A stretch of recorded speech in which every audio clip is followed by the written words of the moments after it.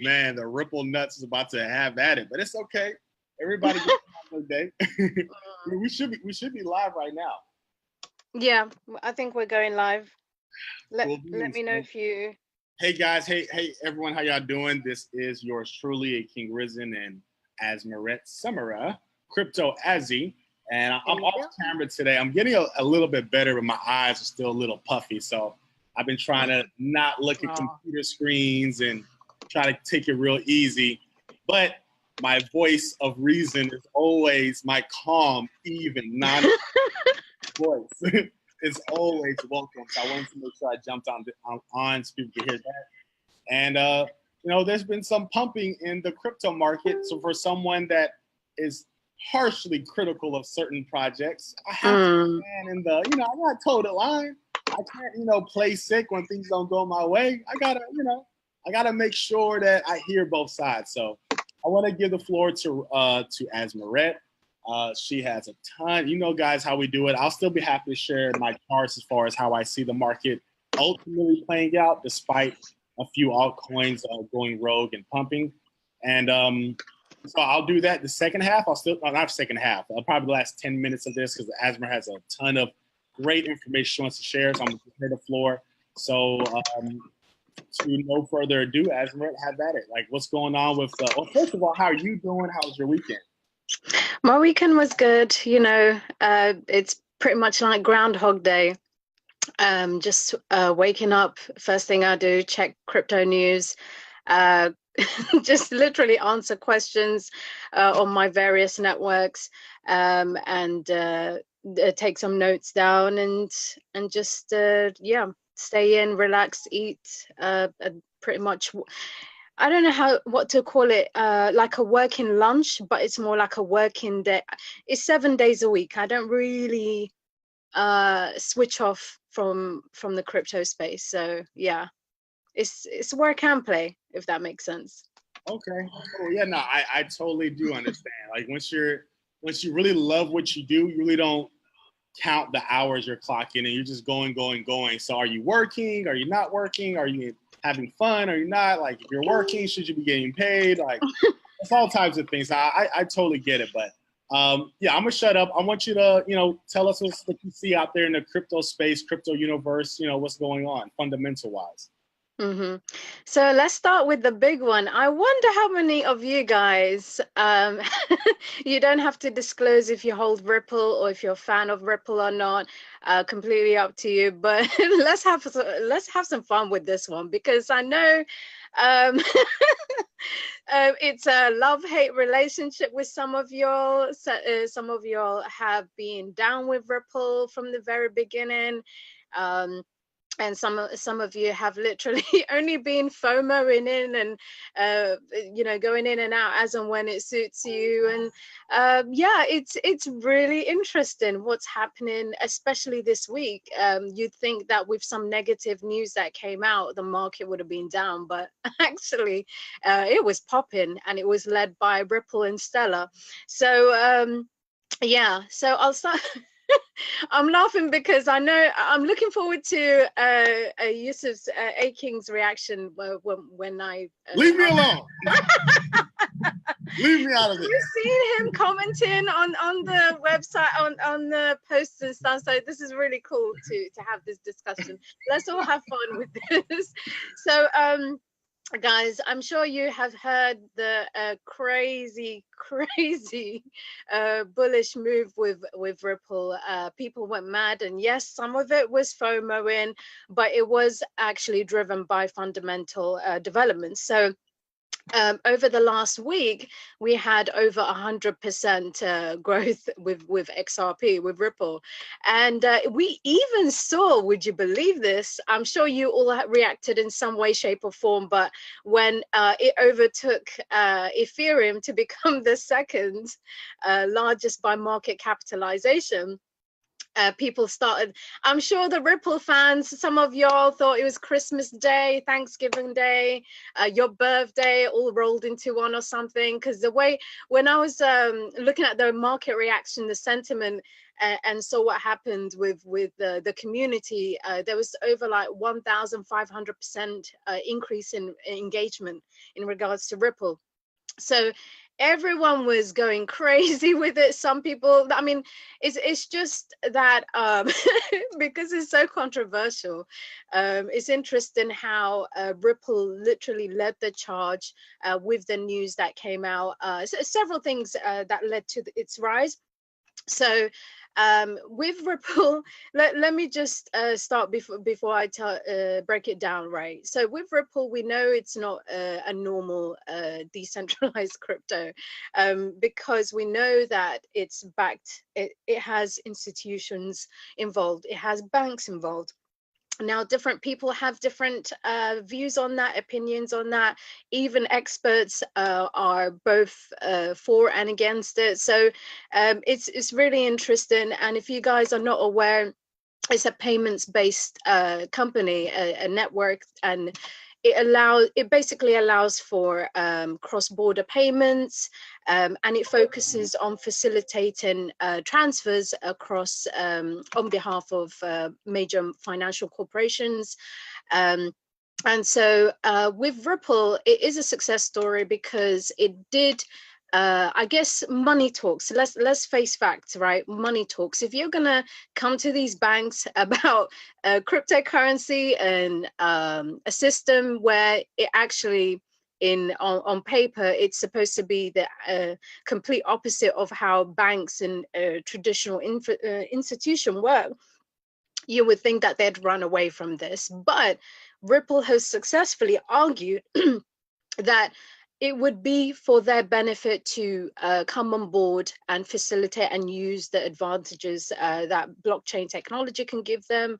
And with Ripple, it's specifically designed and geared towards helping these financial institutions and payment networks and banks to make the most of this space. So instead of looking to shut them out of the process and making them more angry and making them more defensive and, you know, treat them as the enemy, they've tried to found a way to collaborate with them and sell them on the benefits, the actual hardcore benefits, such as the cost savings and efficiencies, the reduced time in transactions across the world. And if you can, you know, these banks love to make money, don't they? It's essentially their lifeblood. If you can save them money and demonstrate you can help with their bottom line and maximize profits, they're halfway there. If not, they're sold on the financial aspects, financial arguments alone. So that is what Ripple is doing. Is I'll start with the advantages and the good aspects of Ripple, and then I'll talk about the you know, disadvantages and what my concerns are with it, because I do see both sides, but I do have a position which is on the when I think long term about Ripple and what it's trying to do, I just feel I'll get into where I stand, but I definitely see how there are advantages to this. It depends on the stakeholders. So different stakeholders that have different, you know, vested interest in this space. As a investor, however, as someone who believes in this space long term, I'm long term bullish. And I do believe in the ethos of decentralization. It is at odds, long term, at odds with how I see the space. Again, this is my opinion. I will get into that later on in detail. But just to give you an idea, it definitely, Ripple is not in the business of wanting to completely disregard the governments or big companies and the bank. It's not trying to destroy the banking system. It's not trying to mess up with what's already there. Although there's a lot of flaws with it, there's not a lot of transparency. And clearly, we've seen time and time again, banks have let us down, governments have let us down, major corporations, multinational companies. They definitely, the number one rule they always are concerned about, the number one rule that they may never state publicly, they're looking out for their interests. Always, always, always, always. Number one, they want to survive. That's the number one thing. Make sure they can survive in any environment. And number two, obviously, they state that they care about their stakeholders and that, you know, their shareholders and so on. And they do try and prove that with their objectives and with their targets and so on. And you just have to look at where they allocate their resources to know where their interest lies. So with cryptocurrencies and blockchain technology, it sort of puts them in a dilemma, because here is a technology fundamentally that allows people, I'm putting it in simple, plain terms now, fundamentally allows normal people that do not have the same level of resources, access, money, any type of advantage, it's not a level playing field. And the way the world is set up, especially in the financial world, it's currently the way it's set up, it's designed so we can never get ahead. The little person can never get ahead. Doesn't matter how you, even if you try to get a secret code, or you know how everything works inside, you will still never get ahead, because they're putting all their resources, all their time. If you stack up where you are as an individual to the banking, I call them the banking cartel, that essentially, you know, you have the drug dealing cartels, and then you have the banking cartel. And surprisingly, there is this is going to be so controversial, but if you think about power, if you think about control, if you think about how, just because I tell you one powerful thing, and I guess this may be controversial, just because I'll put it like this, just because slavery was legal, it was once legal, it doesn't make it right. It doesn't make it right. So at one point in history, human beings thought slavery was, you know, it was okay, it was legal. So just because the banking cartel is legal, certain things they do, it doesn't make it right. And we know, well, there's a lot of things that we don't know, and perhaps this percentage of it we may never it will, because of the fact that it will cause disorder, chaos, bank runs, and all sorts. Any sort of information that they know will make us angry, emotion, like any type of emotions, but it will motivate us to remove our money from the system and find alternatives, motivate us, incentivize us, because we see, like, as human beings, we tend to push away, like we are motivated more by pain rather than pleasure. So if we have to do it just so to avoid further pain and worry, we would do that faster than we would do something that we love to do. So it's just, I had to step back, and each time I find these developments in the crypto space where you have financial, I'm really beginning to open my eyes to what this really means, because you gotta, guys, understand that they're not playing for the short term. They've got a long term, they always have the end goal in mind. They can prepare, I mean, they do prepare for not just decades ahead, but centuries ahead. Because whenever, I mean, change is inevitable, we know that. So they can, and also with, as history, recent history shows us, disruptive technology is extremely threatened. Big power players, the elite, feel threatened by any sort of changes that would put the little guy ahead somehow, or give them a voice, or give them more power, more money, more whatever advantage it is. They are so greedy that they won't even like want to share, like as you can see from how the world is set up, they're not even willing to do a 70-30 deal, 60-40 deal, any sort of like even 50-50 deal. No way on earth they'd allowed to get that point. But 90% deal, 10%, even with that, they're greedy because we see what they do. in regards to any time we try as individual and as a collective, as a people, try and democratize certain areas of our life, or decentralize it, we see there's a pushback, there's resistance there. And big scandals like 2008, the financial the way the financial industry screwed with the banking system, with the world economy, and crashed it in 2008, with the mortgage-backed, the securitization of those subprime mortgage-backed assets. And so we saw what happens when you simply, even with the regulations, even with the laws that are there to protect us, even with counterparty, like insurance upon insurance, regulation upon regulation, scrutiny upon scrutiny, they still find ways to hide certain information, a certain amount of money. And it's only when, like, literally it was human greed, plain old human greed, that led to the collapse of that. And we know with the economy, with how it works, the boom and bust, the cycles, and so on, it essentially, we find ourselves in the same spot, in fact, even in a worse situation as a result. So my point with this is that Ripple, its position, its ethos, its direction, regardless of what news comes out, and I will break that down in a moment, but how it fundamentally moves its argument, and how it's steering its ship, is saying it doesn't want to overthrow the government. It doesn't want to fight with the banking system.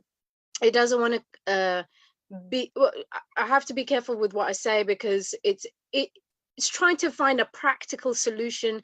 It's trying to be level-headed. It's trying to think in the here and now, but in the future as well. And you know, it thinks it's unrealistic at this point in time to completely shun and not work with the current system, with the banking system. Now, some people might say fair play. It actually makes sense. Work with what you got. Work with the system you have. But listen, if at the other end, though, the way the way we've had changes in technology and in all aspects of our lives, if people thought to work with the existing system and just put up with the status quo and things are done, we would not be moving forward, right? So despite the costs, despite the initial issues that we have, despite the resistance and the pushback from different parties, even from people that you thought would support you or support us, you would have that pushback because people are comfortable. Even institutions, and remember, they're made out of people as well.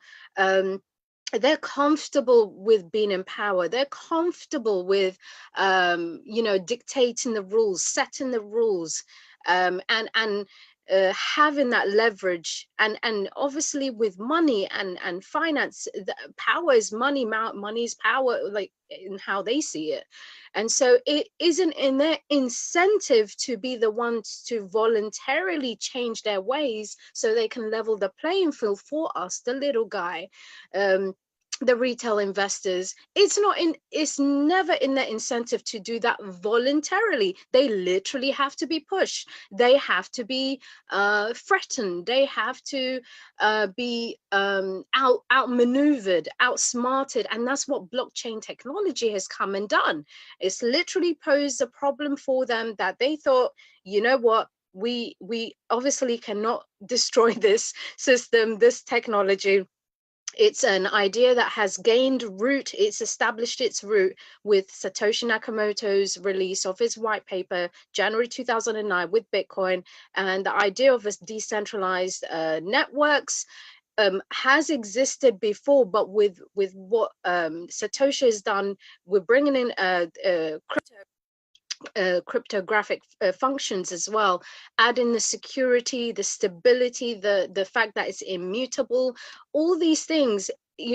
Remember what I said in terms of how they, when they do these shady deals, when we saw what happened before the collapse of the 2008, it got to a point, there were warning signs. There were warning signs that it was about to collapse. And guess what? The people that had the power didn't want to believe it. Didn't want. They knew it was gonna eventually. It couldn't be sustained, but they had to make up them. They literally were motivated, and you know, led by greed. Let's face facts. And you know, the fact that the government didn't jail and didn't hold the very people that were we entrusted our pensions, we entrusted our savings, and we followed the rules. We followed the rules. We didn't. We followed like a contract. If you think of it as a contract or an agreement, we did our part. We played our part, but they didn't. And it got to a point where we had to have a collapse before the truth came out. That they would not reveal the extent of how bad things. And some people may argue, we never really can know how bad it was, how deep it went. But this, remember, 2008 wasn't the first time. We've seen it throughout modern history. In fact, throughout human history, that when you have a group of people, a small amount of people, the elite in power, controlling the many, it just doesn't bode well. And that's why when you have rebellions, when you have revolutions, and with blockchain technology, it is a revolution, because it is in essence, it's rejecting how the status quo is. If we didn't have any problems with the status quo, we wouldn't have the need. Satoshi or any other developers out there wouldn't be in a position where they think, let me think of alternatives, because this doesn't work, or this, because if everything worked as it should be, as the laws are written, as the institutions promised us, if everything was working fine, then we wouldn't even be where we are right now. So this is why I feel with Ripple, it's taking a position where it's gonna profit in the short term, but it's also thinking, in fact, they did say, I think it was Garland House that said that the government ain't going anywhere, at least in his lifetime, in our lifetime. It's not, he doesn't think it's happening, and that he finds it logical to cooperate with them and to work within the existing regulatory framework. And so that's why Ripple, they understand where he's coming from, and they understand money, they understand advantages, and they understand where this space is going. Don't be fooled into thinking somehow that they're not aware of what's happening in the space. They do. They have researchers, they have resources, they have intelligence, they have artificial intelligence, they, you name it, they can get access to anything. And they set, remember, we have to remember, they set the rules. Currently, they call the shots with our money, with the banking system, alongside with the government. And the government, sometimes they do collude with them. Even they make it out like they're in the interest of the people, but they position it as if, like, if it wasn't for us, then who's going to protect you? So that's why when you have the bogeymen inside, put in front of you, and they obviously they use the media to scare us into react, because we're emotional. They know how markets work, they know how retail investors are going to react, how smart money and dumb money reacts. They know human emotion, human psychology, market psychology extremely well. They are the ones that design the systems that we use. We didn't. They did, and they created it to work for them. So with this technology, Ripple is essentially like a bridge. That's how I see it, between the traditional framework and the new world, and the new way, how we how we facilitate value with each other, and the idea of foregoing banks, foregoing I was going to say Western Union, traditional remittance companies like Western Union, and and so on. And by the way, Western Union is collaborating with Ripple as well. So even they feel threatened, because if you have cryptocurrencies, if you already have systems in place where it's you can send money worldwide, why would you need Western Union for? So they are open-minded too, to see how can they benefit with this space. And Ripple also, because of the amount of growing numbers of partnerships, very crucial. Excuse me, I might lose my voice. Today. So because of the fact that they've been building literally like an army getting ready for battle, and they've got their soldiers, so they've literally got all these partnerships. Look who's joined me, look who's on board. And so they're using that to also build their credibility, and so it has the snowball effect. So as they also, it's not just for the names, it's not for the brands and the partnership, but it's because Ripple is proven to these banks, to these institutions, that there's real money savings, real time savings to be had. Because if you look at the traditional way, currently how banks are sending payments across worldwide, it's still archaic. There's still parts of the process that's still old-fashioned, that need to be, like, it has to be updated. And technology, if we look at what they're using right now with the computer systems, a lot of it has been customized to work for them. So they want to get ahead, they want the advantage. So with Ripple, that is already proven. It already proved it to them that it works. That's number one. Number two, they're saying, look, this technology ain't going anywhere. We're going to have at some point major scale, major adoption in this space. And different people, different stakeholders will come in. They literally laid the groundwork. And so for them, they're taking a position saying, we're going to be the bridge. We are experts in this field.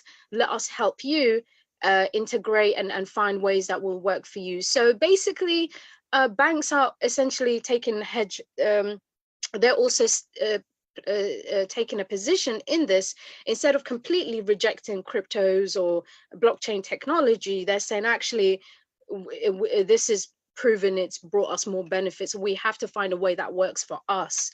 So that's where they stand, and that's why you're seeing a lot of these major banks and financial institutions come on board and work with Ripple. And so it's a win-win situation for them. However, for us, it's it depends. If you're coming into this space just on a financial gains alone, so how you approach Ripple, if you just want to literally, you have no what do you call it, no attachment, no favoritism in regards to projects, you just want to make the funds, make the gains, then Ripple, in my opinion, to make trades and to profit and so on, is a good way to take advantage of the space. Because with for the foreseeable future, from what I'm seeing and expecting, there will be more partnerships, there will be more players coming on board. However, long term, and this is where things will come to a head, because there will be groups in our community, certainly, that do stand up against Ripple on a philosophical stance, and for them, the whole idea, the whole premise is to not get away, but to essentially say, look, we actually, for the first time in history, we have a system that will allow us to gain back power over our financial affairs. By bypassing that middleman, that third party, banks are essentially third party. If we pass them, and they're custodians as well, and they and obviously with the central bank, with the treasury, the government prints out more, they make decisions and policies that will allow quantitative easing, so that's printing out more money. But we've seen the devastating effects of hyperinflation and deflation as well. We've seen what happens when the traditional way of thinking and approach to business and social affairs and political situations, how governments can, maybe they come in with good intentions at first, but power corrupts, doesn't it, at some point? We've just seen, based on history, what can happen when you have a government or a party in power for too long. Like, that's why it's a good thing that we have term limits and so on. Even in the UK, it's a good thing. Anywhere that we consider like a democracy, we people cannot be trusted, plain and simple. And so the fact that you're getting rid of the third party, and it's now me and you, I'm in London, you're in the States, or anywhere, wherever you are in the world, I can send you money in the form of crypto or some sort of a value in a digital form, where we no longer have to rely on the banks or a financial intermediary. That is so powerful, that it underpins this system, this technology and thinking as well. It's a shift of thinking because now we have not only time advantage, we have financial advantage, cost savings, but also on a political, social, spiritual level. We as human beings, we're in my opinion, we're designed to work together, to be have a, if you really believe in the idea of equality and justice for all, then it speaks to decentralization. It speaks to having power and equality spread amongst the people, because no one is perfect, no one has all the answers, and no one person should have dominion over millions and billions of people, or if in this case a few people. That's why I feel fundamentally you really have to think about the why people are coming into this space. It seems at face value it's about money, it's about gains, but you really have to dig deep and also do your research, do your due diligence, but you really have to ask yourself, what are you standing for? And where I like where society is right now. The obviously you keep hearing this again, and the rich will keep getting richer, the poor will get poorer. And will it always be forever like this? We will never know. That's not our where we are in history, and as human beings, we don't have that ability. We don't have the crystal ball, but thank goodness we don't have all the power to decide all the future outcomes, thank goodness. So essentially but with the power we do have is what we do with, number one, with our voice, number two, with our money, with our time, with our efforts, our energy. So with this, people, banks may say that they represent our interest or our security, our this. But look at the times that they've let us down. Have we let them down? Look at the times that we as individuals have let banks, corporations, multinationals, and all these major players, have we let them, and how many times have we let them down? If you weigh it up like this, it's like this right now. So the elite, the major institutions have let us down this many times, and this is us, because essentially power, they've proven again and again, power corrupts. The centralized way of doing things, it corrupts. It incentivizes the worst behavior in human beings. If it's not now, almost, I shouldn't say guarantee, but almost high probability, at some point we'll have a recession, and we will, based on what the experts are saying right now. And we know it works in cycles, just based on the system, the current way the system is set up.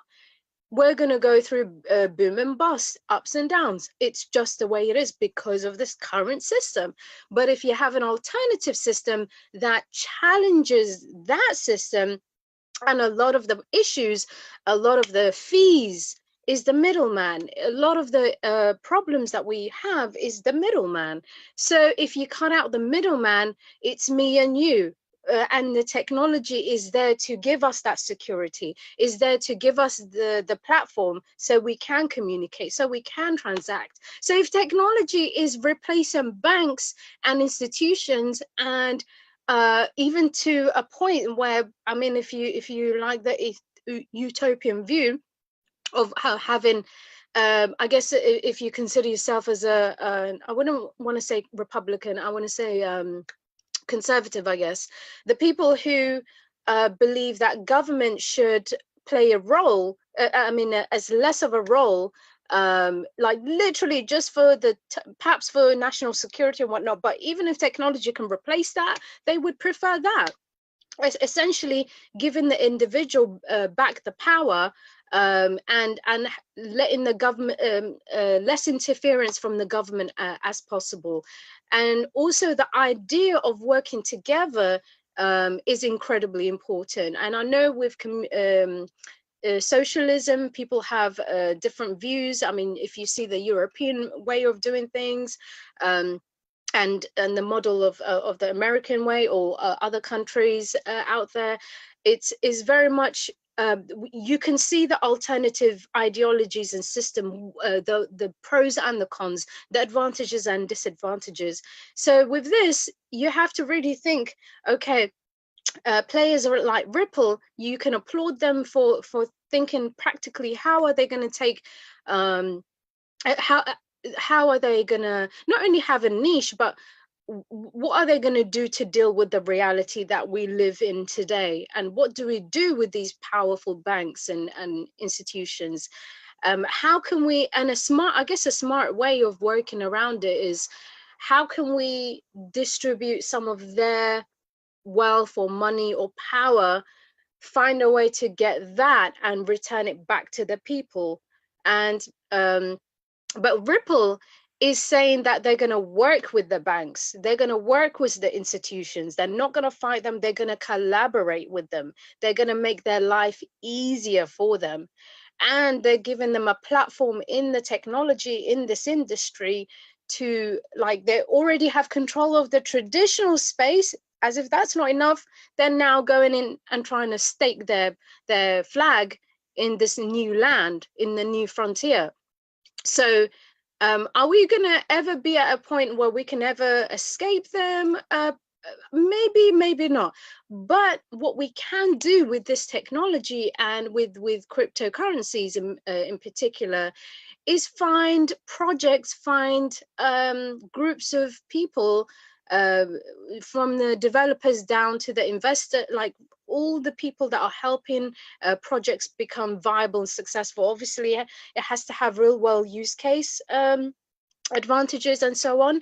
But essentially, people is going to be underpinned by what people will do, and getting people educated in this space is the most important thing. That's why when people know what the clear differences are between how we have right now with the traditional system, and with what cryptocurrencies and blockchain technology is trying to do, when they understand the full implications of this, in the very beginning, yes, there's scams, there's hacks, there's security breaches, there's all sorts of things going on. But we also have to understand, really, like, the power, all these problems that we're facing, can we still work towards a solution for them? Yes. If you can bring solutions that will help tackle these challenges in the space, that will create more value, and therefore it will also rise in price, also have more people join in the space. However, if this is definitely how I see it anyway, it's a shift of thinking, it's a shift of ideas, and in where we are in human history. I mean, it's basically unprecedented. It's we're building, literally, it's new ground. All of the risks that we're taking, it's like the risks that pioneers, early adopters, innovators go through. But there are real concerns with how companies like Ripple or these traditional players coming into the space with the ETFs as well, and with other things, with the financialization that's being discussed as well, custodial solutions, this and that. Yes, it will help. It will help the price appreciation, but we really have to understand like what their motives are and what our motives are in this space, and who is for us and who's against us. And you can tell by how they move and how they where their money's going, where their time is going. Sorry, I'm getting notifications. Where they're allocating this, where they're planting their seeds, If you watch what they're doing, it will give you indications, it will give you clues. And it's important to be prepared for any eventuality. But essentially, actually, you have to also, I feel you have to step back and assess the situation right now, but also what their intentions, objectives for the long term. They're willing to be in this. They can afford it, frankly speaking. They can afford the time, their money. They have everything: power, access, resources. They are preparing for the long term, and this technology cannot be, in my opinion, cannot be shut down. It cannot be erased.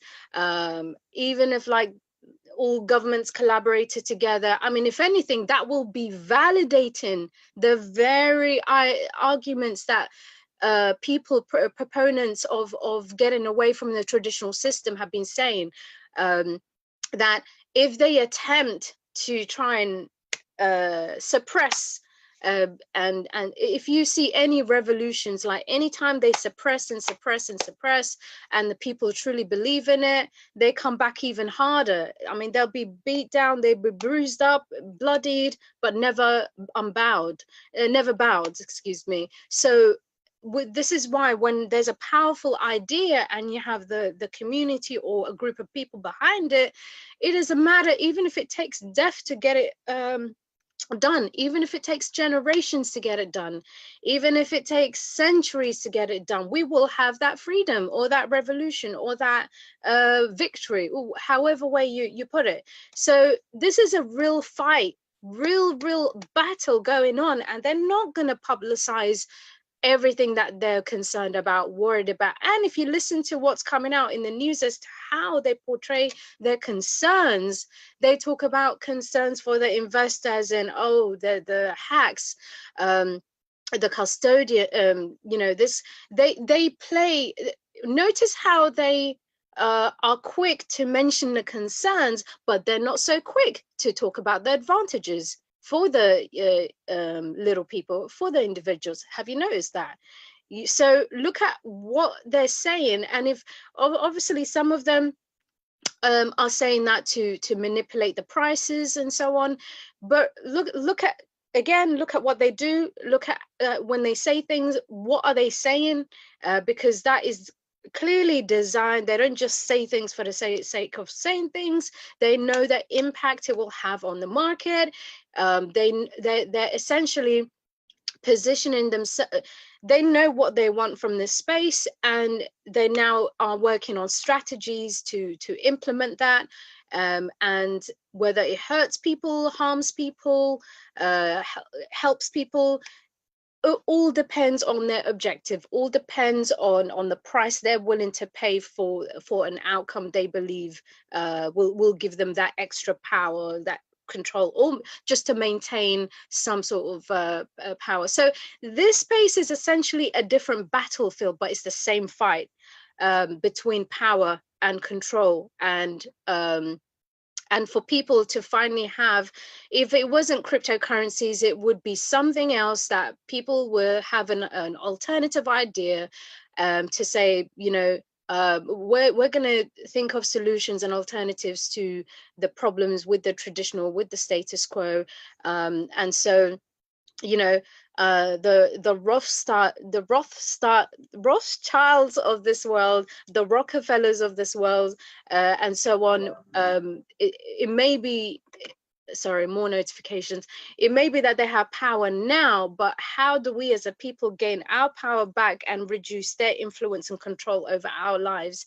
So the key to this, I feel, is if you do fight back, that's you using your power. That's you deciding, I'm not rocking with what they want me to do. This is what I'm, if you can identify what they want you to do, and how it benefits them and how it hurts you, or help, it could be anything, but I'm just saying, if you identify that, then you'll know, you'll understand the power that you as an individual have, you as as part of a collective have, and you get to decide. And that scares them so much.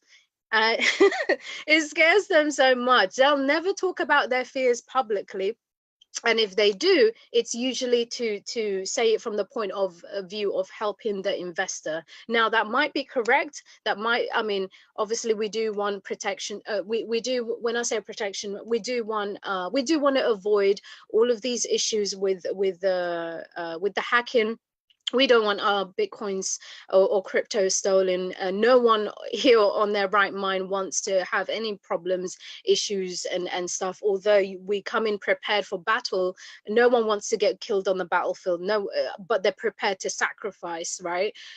So it's just, that's why when we talk about don't invest money that you can't afford to lose, that's, you know, you want to live to trade for another day, or live to hold for another day or something.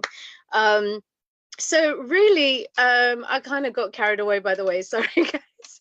But yeah, with Ripple, so they really, if you really believe in Ripple, I'm not gonna hold, like, trust me, I have no what's the word, even though I feel a certain way about it, I actually I don't mind. I just literally, how can I say it, I respect people's decision, because at the end of the day, it's your life, your money, your outlook. As long as you're, I feel, as long as you're winning, then I'm winning. As long as you're benefiting, I'm benefiting, everyone's benefiting, because whatever helps you, it all helps us. So everyone's individual actions somehow, some way, shape, or form, does have a ripple effect. I can't believe I put that in there, but it does have a ripple effect. We're all interconnected. So I want you to win. I want me to win. I want everyone to win. Especially our community. So while there may be people that take buy Ripple, great, I want it to be successful for you guys. That's all good. If people stay out of Ripple, by all means, that's also cool as well. That's fine. So here's the thing with Ripple as well. They just want to find ways to bridge it, and there's nothing wrong with taking a position like that. If you feel, if Ripple feels that way, and if you believe in their philosophy as well, nothing wrong with that as well. It's just how, I guess, we all have different approaches, different beliefs, and that's why I keep saying there's no one fit for all solution for everyone. We're all different. We all have different ideas. No one has a monopoly on the best ideas, right? We all have something to contribute and different value. So, and I do agree, in the short term, banks and institutions are not going to disappear in the short term. In fact, they're going to come fighting. They're going to come swinging. So how do you profit from this situation?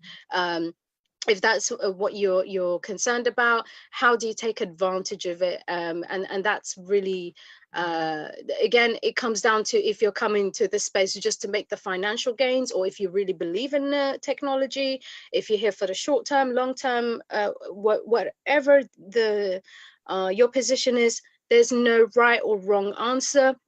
it's all with how you what you believe, and it is your power. That's what you have. What I respect, and what everyone in this space respects, is that we're all coming together to help one another, to share ideas and knowledge and info.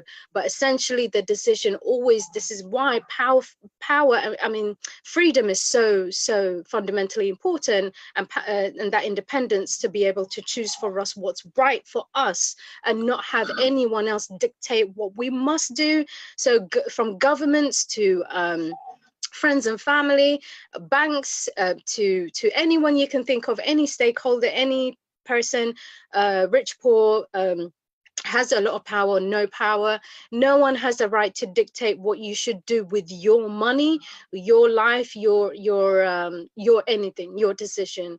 And that's where, you know, some people want someone else to they want to shift the responsibility, and they want to they want other they want to place their trust on other people or groups or institutions to take care of, because they're proven to be trustworthy, and so on. Again, nothing wrong with that. But if you are thinking, actually, I want to take out human beings from like trusting them, and have a system where it's trustless, so that you don't have to rely on that third party, and the system is backed by encryption, which like the latest cutting edge encryption technology, if that then proves is far better than human beings, it makes a lot of sense to do that. But then some people want that human interaction. They want that it's just a preference. Not everyone, and not everything's going to be for everyone, right? So that's why there's no right or wrong answer. So yeah, so what what was I going to say? Totally forgot what I was going to say now. So with X-Rapid launching, the reason why it went on a crazy parabolic move is because they said next month that the X-Rapid, we will see a lot of good news come out regarding the launch in the production. So I know with X-Rapid is definitely going to be successful. Well, it's some of the things that they've already done has proven successful, but it certainly will help to reduce transaction costs. They've already done, there's the use cases as well. They've already done this with sending what do you call it, the payments across US and Mexico back in May. They saved something like 40 to 70% of the transaction costs. And then they also, the transaction speed was something like a couple of minutes instead of 3 to 5 working days. If you just that alone, I mean, if you're a bank, if you're like anyone with power, I mean, these guys transact in the billions, So if you're saving time, and time is money as well. If you're saving them time, they're in. If you're saving them money, they're in. So how can you say no? I mean, it's facts. So that's why it's extremely popular. And yes, there was FOMO. People jumped in and saw, actually, we're going to finally see some real value with the X-Rapid coming in next month. So that's why you saw Ripple, and it affected the rest of the market because some people did liquidate their alts, liquidated some Bitcoins to then jump in and Ripple. And also it also had an effect on other cryptocurrencies as well. Another one was Stellar that did well, I think over 20%. So yeah, Ripple, it's got interesting it's got interesting let's say, how do I say it politely, it's got interesting features. Okay, it definitely has people on both sides. Now, Yusuf, you may come in now. How do you feel about how do you feel about Ripple? It's a scam. I know he's been waiting so long to finally rip on Ripple, but go ahead. I'm joking. I mean, I think, my positions fundamentally are nearly as refined and as thoughtful of yours. So take my positions with a grain of salt. But it speaks to me that at the end of the day, we're not looking to beat the banks, but we're looking to join the banks. That's what it sounds like to me. So it's like Ripple represents everything that I thought we were trying to get away from in cryptocurrency. That's what I thought. But it appears to me that there's a allure for not wanting to beat the power, be sovereign from the power, but to join the power. So that's kind of how it feels. And I know there's a lot of people that are like Ripple fanatics. So I don't want any Ripple hate. I'm not in the mood. Last week I was in the mood for crypto hate. This week, listen, Ripple fanatics, I don't want no problem. And yeah, let's congratulate them, by the way. I have to say, well done. If you've been holding Ripple. I have one guy that I speak to, he's a big Ripple fan. And I told him, I said, man, enjoy your day. Like, enjoy it. Like, I'm happy for you. So, yeah, so that's just how I feel about it. If that's what you do, that's what you do. I mean, people are in the space for different reasons. I'm not villainizing anybody. So, if you love Ripple, love Ripple. You love whatever, love whatever. So, yeah, I'm cool with it. I'm cool. I would love to see Ripple die, go to the pits of hell forever. But if that's not what happens, that's not what happens. That's his favorite saying, right? If you guys follow his posts. Yeah, so I would love to see, I would love to see than Ripple just go away forever. But for his opinion, just his opinion. For the people that are involved, I hope you guys make a ton of money. That's how I see it. And also, I forgot to mention that PNC has also decided to jump on board with Ripple. That also had an impact as well. So yeah, and it's to process international payments as well for its customers. So it's a big deal because it's one of the first major banks, American banks, to use to be using Ripple. And yeah, it's mad. It's been a crazy week, but I know I've taken up a lot of time. So if you want to jump onto the charts, but first you gotta do the hashtag charts, hashtag not financial advice, but listen though. But yeah, I'll show a chart. I'll make this really, really, really quick. I was actually just listening to Boyce actually talk about Bill Cosby. okay. What is this? Let me close that could be a conversation for another time, but yeah, let's see what's going on. Break it down for us. Hold on. All right, let me share my screen. Hopefully notification like Yusuf, your pajamas are ready for pickup. Your Spider-Man PJ. You sound like the market has exhausted you. No, I'm just tired. I'm just sleepy. Not really sleepy. I'm just exhausted. I've been up since like what time was I? Like 4 o'clock this morning. Whoa! Wow. Yeah, 4. Like really early this morning. Okay, so here's Bitcoin. Let me put it back in log scale. 1 second. There we go. All right, so here's Bitcoin. And for the most part, guys, we've been looking at the same structure. We've been in what we call the Bermuda Triangle for about, I don't know, last few months, really. So we've been in this same pattern on Ripple. I'm going to say Ripple. See, you're talking about Ripple so much now, I'm saying it's going to haunt you for at least a week. But go ahead. Yeah, so we're here on Bitcoin. And I still see it as a descending wedge. We're making lower highs, of course. But here's the thing, guys. Here's the thing about Bitcoin. I can see this thing breaking down right from where we are right here and breaking down and breaking through this floor, maybe going for like another bounce and then breaking through this floor.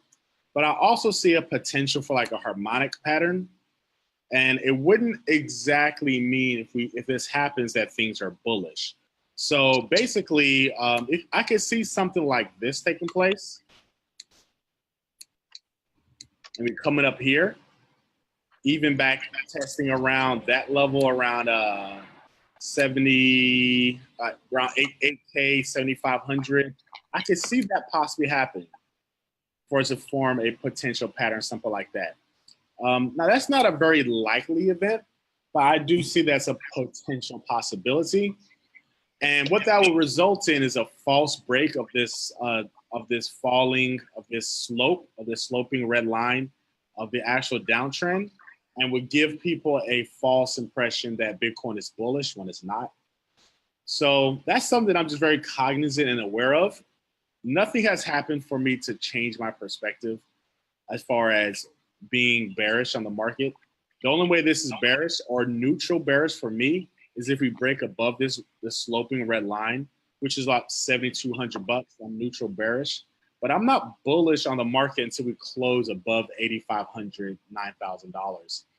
Then I'm neutral. Then I'm bullish, and then when we close above $12,000, then I'm long-term bullish. So that's the levels that I'm paying attention to. If we break, we continue to reject down here, we stay in this triangle, we continue to sell off, that's cool. If we break above 7,200 bucks, this black line right here, 7,200 bucks, then I'm neutral bullish. If we break above $8,500, then I'm short-term bullish. If we break above $12,000, then I'm long-term bullish. But as of right now, yeah, I don't have any reason to be bullish on crypto. If you guys see some things that I don't see, if you know some things that I don't know, and you feel like we're at the lows, then, great, fantastic. But as of right now, I don't see any reason to get excited about price on the upside. Like, I don't see anything. Like, me personally, and you can just say I'm late to the party, that's fine. But me personally, I would need to see Bitcoin around 88,000, 8,500 for me to even be short-term bullish. And then I would need it to be above 12,000 to be long-term bullish. That's the only way, I see it. So buying these little dips down here that could benefit you. Maybe this thing turns around, but statistically and probability-wise, it's still in the favor of the bears, and this thing should break down. So that's how I see it. Do you see how I have my name? Mm-hmm. Mystery man.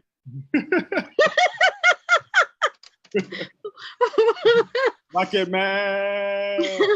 Bucket man. You know what you should do for your eye is what do you call it? Either frozen peas or ice compression bag or something. And somebody gave me some bad advice. They told me to put a hot towel, a hot rag on it. So I'm like, you want to reduce the swelling. That's what I thought. They were like, no, you wrong. You need to put a hot rag on it. I said, oh, okay, that doesn't make sense. But I mean, I guess you look like you're pretty smart, so I guess I'll listen. I did that and made it worse. I'm like, man. Just Google it next time, or oh no, that definitely doesn't work. But anyway. You know what's crazy? Like, I'm probably gonna go see a doctor today, to be honest, about my eye, because it's just swollen like a big puffish. So probably go today and get it checked out. But man, I'm not trying to spend $1,500 just to go see somebody, just for them to say, go home, put ice on it. So if I spend this money, they better give me some life-changing advice. Dude, don't mess with your health, right? Especially your eyes. Goodness knows you're on the charts every bloody hour, aren't you? I mean, sometimes, but not really. But we'll see. We'll see how it goes. I'll go see somebody so they can tell me to go home and sleep. So we'll find out. But yeah. But back to the charts. Yeah, that's just kind of how I see it. For now, is we're making lower highs, same level lows. 6K's been strong. It's been holding strong, but we still have to make a break. I mean, something has to break. Something. I mean, we're running out of space here. I mean, how many weeks we have? Maybe another 28, maybe another month, maybe. But see, let me show you guys something for guys that study the TD sequential system. Let me delete this. I'm on Coinbase on the monthly chart, by the way. So for those that study the TD sequential system, we are really, really bearish according to his system. So we had a red 1 followed by a red 2, even though the month was bullish, it was a red 2. And then we had a red 3, then a red 4. Then we had a flip on a green 1. Now we have a red 1 and then another red 2. So if this month closes below $7,000, this entire month, we have a week left in this month. If we close below $7,000 this month, we're setting up for a perfect TD sequential trade. And according to TD sequential, your stop loss would be right here at the black line that I'm just drawing right now. And that would be at $8,500. That would be your stop loss. And according to TD sequential, the risk is minimum of 1-to-1. So if you're at, let's say we close the month at 6,500 bucks, that would bring us down to $5,500 at a minimum. So at a minimum, if we close below $7,000, based on this rule, you're most likely going to see a 500 to 1,000 point drop below $6,000 at a minimum. However, the way that this indicator works, it gives you a countdown from 1 to 9. So what this could mean is bearish activity for an additional 7 months. Now, when I say bearish activity, it doesn't mean we're dropping 7 months straight. What it means, we're just bearish for 7 months straight. So it could mean up to 7 to 13 to, 7 to 11 additional months of bearish activity. So we could drop and then start to round off around the bottom the last 2 or 3 months. So that's what it can mean. So we have some things as far as just momentum and how price is painting to where it's indicating in a non-biased way that it's very likely that we could sell us more. So yeah, so I'm not buying right now, and trading it is a little difficult if you're in some of these zones. Like we see some really big spikes down here in the market, which presented some challenges for some individuals. If you're trading on Bitfinex, there was a lot of manipulation on Bitfinex with the market spiking down, popping up, spiking down, popping up. But these spikes are designed to take buyers and sellers out of their position, out of the market. So it's those type of things that if you're trading it, just be extremely cautious, I would say. If you're holding it, if you're trading it, it might be best to trade something else. But if you're holding it, then just be prepared, like I've been saying, just be prepared. Right now, the momentum and the price is still favoring the bears. If you feel like you need to get in at the bottom, get in. Well, whatever you need to do. But right now, it's going bearish. You were telling me before that you sound like a broken record. And what is that clicking? Sorry? What is that clicking?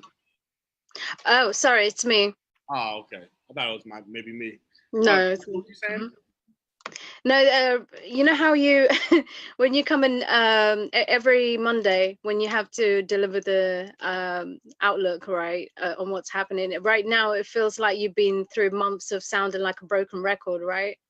Yeah, nothing's happened. I mean, there's been activity in the alts, but as far as Bitcoin is concerned, nothing's really happened. I mean, Bitcoin really hasn't gone anywhere. I mean, you look a month ago, it was at 6,500. A month now, we're at 6,500. 2 months ago, it was at 6,500. Like we're just in that same range, popping back. Nothing's really happening.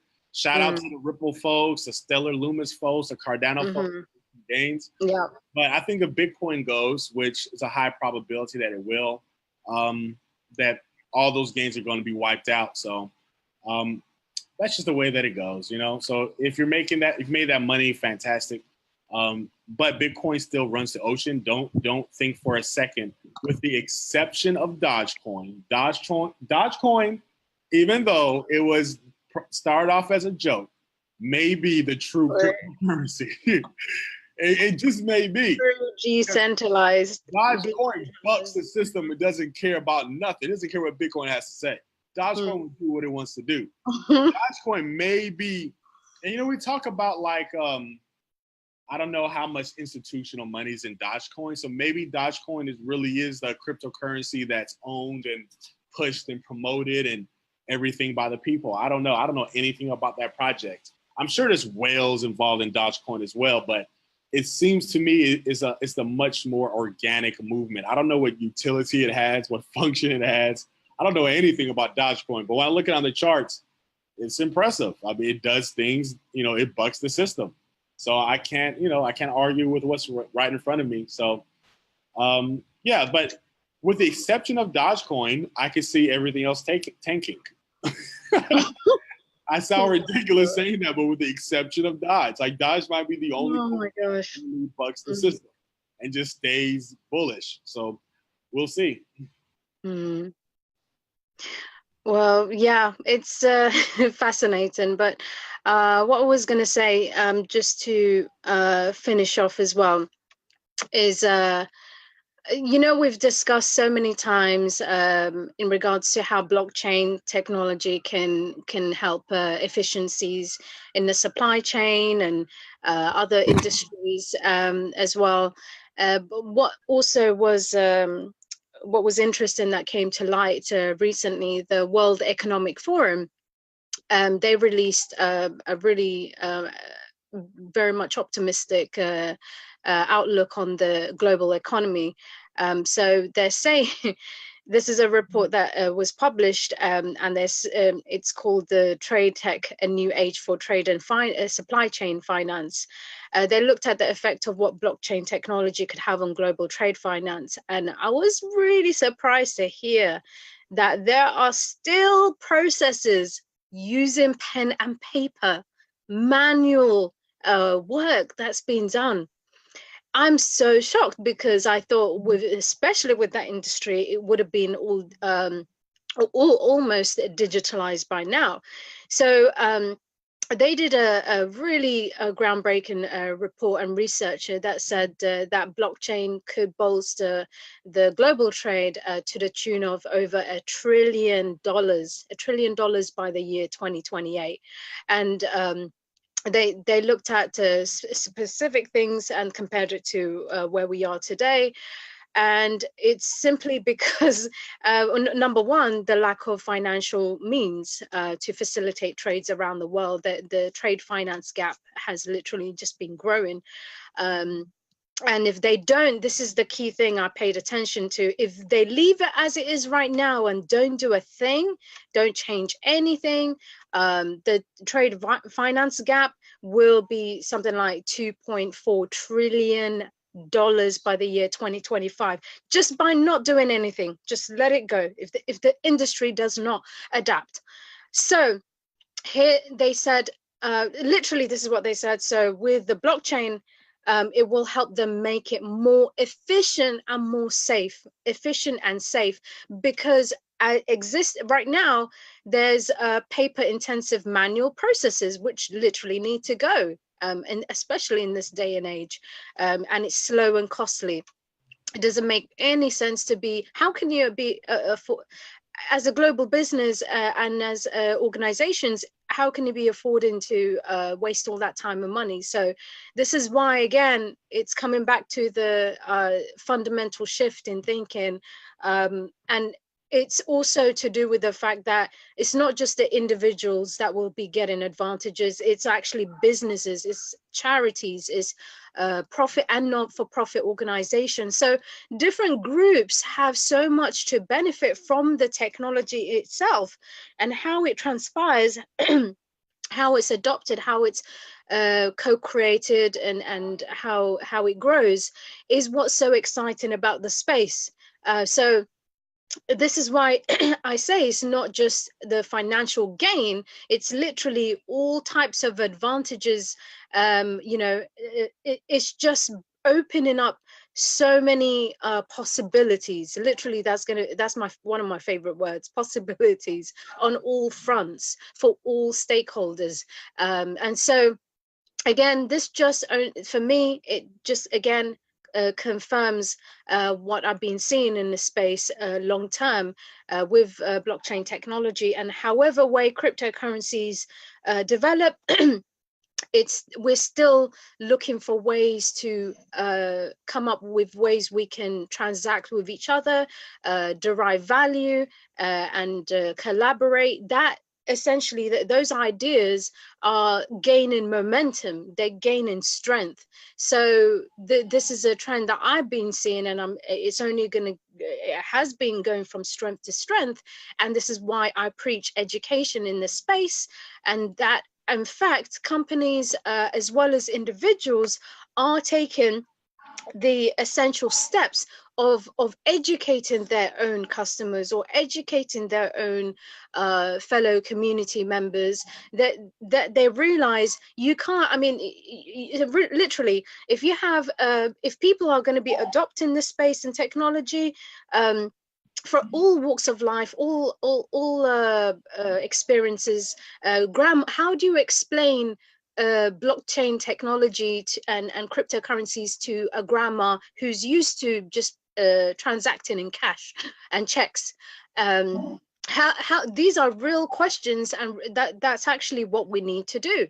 How do we break down a lot of these complex ideas or concepts and projects and make it plain English, as jargon free as possible? So whether you're 5 years old to 85 years old, 95 years old, God bless your soul, like regardless of where you come from, where you are, rich, poor, whatever your situation is, this space, by understanding, just by understanding how why it's important, or what value is there to be derived, what advantages, that puts you ahead in some respect, and that gives you power and control to some extent, to be able to decide where you're going to go.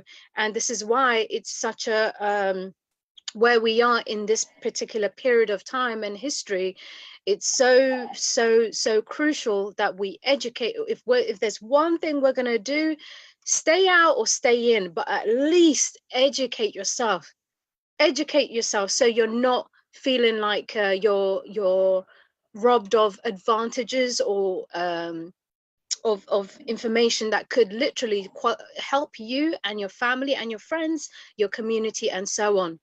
So take whatever position you take in the space, without a shadow of a doubt, get as much information, knowledge, advice, wisdom, and not just from people that are in the space, even from people outside it. Listen to all arguments and come and form your decision and opinion on that. And so I'm all for anything that gives power to the people. I'm all for anything that allows us to think big, dream big, and anything that has practical solutions to real world life problems, and that we all have different value to bring to this space. So when I see reports like that, and developments like that, again, if you're showing me a way I can save time and money, this is what it boils down to. Essentially, if you're talking about businesses, they care about time. Of course, they say they care about their stakeholders too, customers, clients. But essentially, for them to survive, they need to have advantages, a way to be able to be stable, have clarity, where businesses like certainty, the markets like certainty. I mean, with what's going on in the UK, guys, I don't know if you heard, but we're having issues with Brexit negotiations right now. The pound has been, just in the last couple of days, has been, it hit a low at some point on Friday. And that it doesn't look good at the moment, because Asmeret, if you don't mind me interrupting you, I want to also give Asmeret a huge shout out and congratulations, because she saw an opportunity in her own country and made a trade in the forex market and made some money. So I want to definitely give you a shout out for that. That was pretty boss. I was highly impressed. So good job, Asmeret. So guys, yeah, the forex market is basically, she took a trade because she saw that the pound was going up, I think, versus the yen. So she jumped in that and made a couple pips. So that was pretty sweet. But go ahead. So shout out to you. Thank you. I appreciate that. So yeah, just stay informed, and the time that you're investing in the space, the money that if you're investing in the space, the effort that you're investing in this space, it's all, at least you have to think to yourself, I'm open to different ideas, I'm open to different strategies, I'm open to seeing if one way isn't working, then we look at another way. And I applaud you guys for having that mindset, regardless come what may in the future, that essentially we are innovators, we are warriors, we are the risk takers, because for us to even come into the space, first of all, is to be applauded, and second, for us to then invest in this space is definitely putting our money where our mouth is. So yeah, it's a crazy ride, guys. We're so grateful to be on this ride with you, and yeah, that's and there's so many. Oh, by the way, just a little development as well. I don't know if you guys heard that Uber. I don't know how many guys use that, but Uber is also looking to develop and jump on the blockchain wagon, and that they're looking to create their own coin as well. So it's not what do you call it, it's not written in stone, it's not set in stone, but they're definitely looking to take advantage of if they do introduce the Uber coin. To my understanding, it will allow them to slash costs, the payment costs, in half, and also increase their profit margin. And yeah, it's going to be interesting to see. So you see, like, the tokenization of not just cryptocurrencies, but of different parts of our lives. I can literally envision and see where we don't have to carry things will be standardized. There will be not only tokens or coins or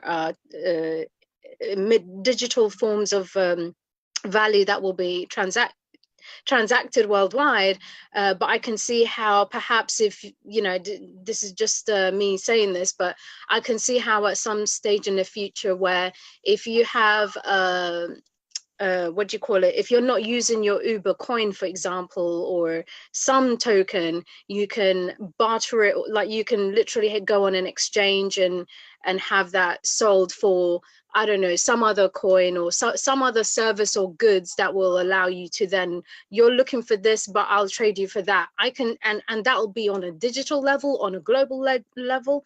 Perhaps you wanna, I can see how vacations may be changing. So if you aren't able to afford it with fiat, your vacation, maybe you have something of use, whether it's knowledge, again, goods or services, where you do have that in abundance, or, you know, to whatever level you have, and you're able to then transact that digitally through a platform or project, and then somewhere around the world, like, you've literally just instead of paying with cash, you've just literally earned yourself a vacation for free. I mean, it's not technically free because you had to give something away, but to you, again, this is why I say the how we value, how we transact with each other, how we have an alternative, a new way of what do you call it, buying and selling, and how we have different advantages, different we're all unique, so we all have specialities and experiences in certain things. I'm sure someone's looking for a writer, someone's looking for this and that, and someone's essentially looking for what you have right now, and it's not necessarily financial or money, but you already have it, whether it's some goods, or whether it's just your knowledge, your experience, whatever it is that you've gained throughout the years in your life. That's something that could be tokenized, digitalized, and be sold worldwide. So can you see how literally the platform, the technology opens up a whole, literally sounds corny, but it literally opens up a whole new world, a whole new way of thinking. And by, it's not just the gains that we get, but it's the problems that we solve. So if we do have global thinking, and a global approach, and we put our collective efforts, there's no reason, at least if we can't eliminate poverty, we can certainly reduce it. It's all in our power, and there are people, we already know this, in different countries, there are people already investing time and money into charities or non-for-profit organization. For example, there's different bodies receiving grants to just specifically concentrate on solving this particular problem. If you then have other groups who do feel that way, but they're all fragmented, they're all spread out across the world, and then you have a system or technology that then gets all of them on the same platform, and then you incentivize it to drive human behavior, then you know that's why a lot of these advantages, a lot of these test projects, test pilots that have been successful, is by proving that we have these advantages, but then it's working on a global level, and that the problem is slowly, like an elephant, you're breaking the problem into bite-sized pieces that everyone can eat, literally in pieces they can swallow and digest. And that is how we essentially solve, or at least reduce a lot of the problems that we see in our world. So anything that can help this is always worth, in my opinion, always worth exploring and seeing how it develops, and being part of that initial, that first mover advantage, that innovator, that person who decide, I'm going to do something about it now rather than wait on the sidelines. Essentially, you want to be a participator rather than a spectator. And yeah, that's literally how it is. So yeah, so yeah, what do you think about that, Yusuf, about Uber? I think I love it. Hmm? Uber's in the game. Said they want to do their own crypto, so that'd be real fun. Uber coin sounds cool. Sounds But real. yeah, and that's, and there's so much more. One of your congressmen as well is introducing a law, some bills that will be helping to help to facilitate blockchain and cryptocurrencies to further legitimize it as well. And I think we've run out of time now, an hour and a half into it, but this is always fun. So guys, congratulations for those that are that have been holding Ripple and buying Ripple or trading Ripple. And yeah, just have, you know, as I always say, just have lots of fun, whatever you do. Make sure you do your due diligence, educate yourself in this space, and I and yeah, I think that's pretty much it. There's always something I want to add to it, but I think that's about it for now. Okie dokie. Well, thank you, Asmeret. Appreciate all the wonderful news, information, and updates and navigation in this crazy crypto space. So appreciate you. Till the next time. Catch you guys next week. Maybe my eye won't be swollen.